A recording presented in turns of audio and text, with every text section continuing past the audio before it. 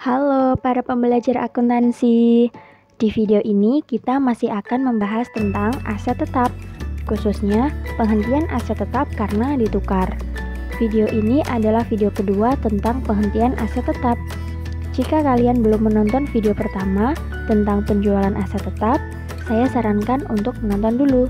Link videonya saya tuliskan di deskripsi. Ada kalanya aset tetap yang belum habis masa penggunaannya ditukar dengan aset lain yang baru. Kekurangan dari harga aset tetap yang baru dibayar dengan uang tunai. Transaksi demikian biasa disebut dengan transaksi tukar tambah. Aset lama akan kita perhitungkan nilai bukunya, sedangkan aset baru akan kita catat sebesar harga pasarnya. Selisihnya disebut sebagai harga pertukaran aset. Kemudian, kita bandingkan dengan tambahan uang tunai. Selisihnya disebut laba atau rugi pertukaran aset. Apabila jumlahnya lebih besar harga pertukarannya, maka disebut laba pertukaran aset. Sebaliknya, jika lebih besar tambahan uang tunainya, selisihnya disebut rugi pertukaran aset. Nah, pertukaran aset dibagi menjadi dua, yaitu sejenis dan tidak sejenis. Pertukaran aset sejenis adalah pertukaran aset yang memiliki fungsi atau kegunaan yang sama atau hampir sama. Misalnya, mesin ditukar dengan mesin atau kendaraan ditukar dengan kendaraan. Sedangkan pertukaran tidak sejenis berarti pertukaran aset yang fungsi atau kegunaannya berbeda. Misalnya, mesin ditukar dengan kendaraan. Untuk pertukaran sejenis, laba atas pertukaran tidak boleh diakui dan dicatat dalam jurnal. Tetapi, jika rugi harus tetap dicatat. Hal ini sesuai dengan prinsip akuntansi, yaitu konservatisme. Kemudian, untuk pertukaran tidak sejenis, laba ataupun rugi pertukaran tetap harus dicatat dalam jurnal. Agar lebih jelas, mari kita masuk ke pembahasan soal. Pada tanggal 5 April 2022, PT Semesta menukarkan sebuah kendaraan lama dengan kendaraan baru yang harga pasarnya 200 juta rupiah. PT Semesta menambahkan uang tunai sebesar 115 juta rupiah. Berikut adalah data neraca saldo per 1 Januari 2022. Nomor akun 1/2200, nama akun kendaraan, saldo debit 150 juta rupiah. Nomor akun 1/2210, nama akun akumulasi depresiasi kendaraan, saldo kredit 66.250.000 rupiah. Kendaraan tersebut didepresiasikan menurut metode garis lurus dengan usia ekonomis 8 tahun dan nilai residu 30 juta rupiah. Berdasarkan data tersebut, buatlah A. Perhitungan laba atau rugi penghentian aset tetap, B. Jurnal untuk mencatat penghentian aset tetap karena ditukar. Nah, untuk menjawab soal ini, pertama kita harus mencatat dulu hal-hal yang diketahui dalam soal.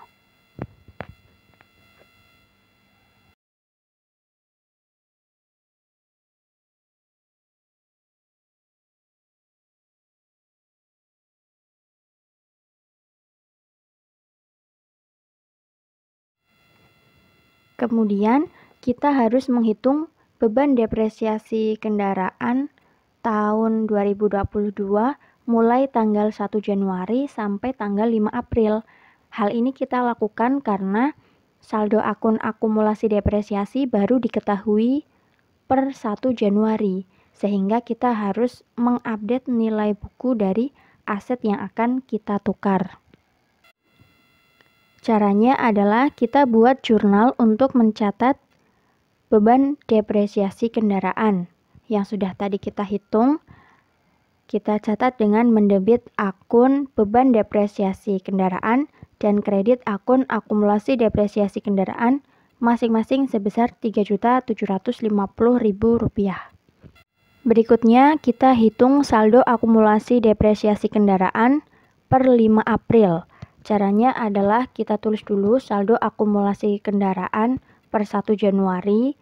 Kita lihat di neraca saldo, dia punya saldo kredit sebesar Rp66.250.000, Kemudian akumulasi depresiasi per 5 April adalah 3.750.000, sehingga saldo akumulasi depresiasi kendaraan per 5 April atau tanggal pertukaran adalah sebesar 70 juta rupiah. Kemudian langkah selanjutnya kita hitung nilai buku kendaraan per 5 April 2022. Caranya adalah harga perolehan kendaraan kita ketahui dari neraca saldo per 1 Januari, yaitu sebesar 150 juta rupiah, kemudian akumulasi depresiasinya sebesar 70 juta rupiah, kita kurangkan sehingga ketemu nilai buku kendaraan sebesar 80 juta rupiah.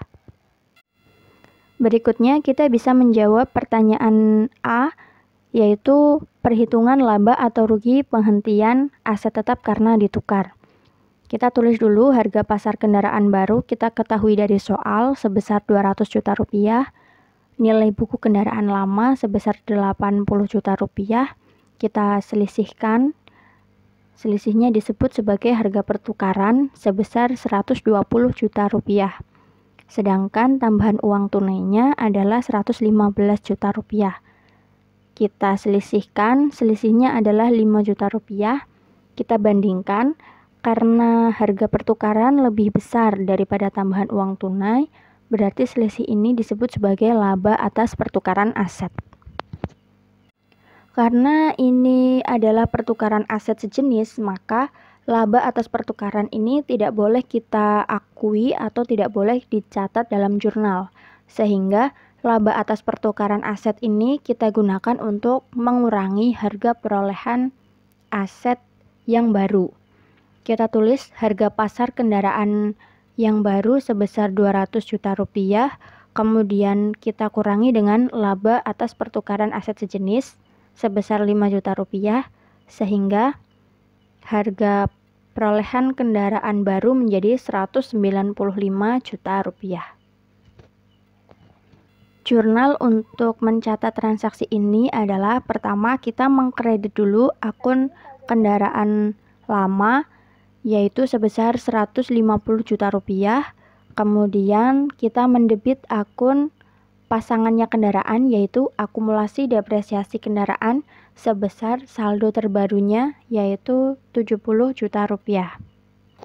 Karena dalam pertukaran perusahaan menambahkan uang tunai, berarti kasnya berkurang di sebelah kredit sebesar 115 juta rupiah. Nah, yang terakhir adalah kita catat aset tetap yang baru, yaitu kendaraan. Karena aset tetapnya itu bertambah, kendaraan baru, berarti kita harus mendebit akun kendaraan sebesar harga perolehannya yang sudah dikurangi dengan laba, berarti sebesar 195 juta rupiah. Demikian adalah perhitungan dan jurnal untuk mencatat penghentian aset tetap karena ditukar. Silakan kalian komentar apabila ada hal-hal yang belum dipahami. Jangan lupa like dan subscribe video ini. Terima kasih, sampai jumpa di video-video berikutnya.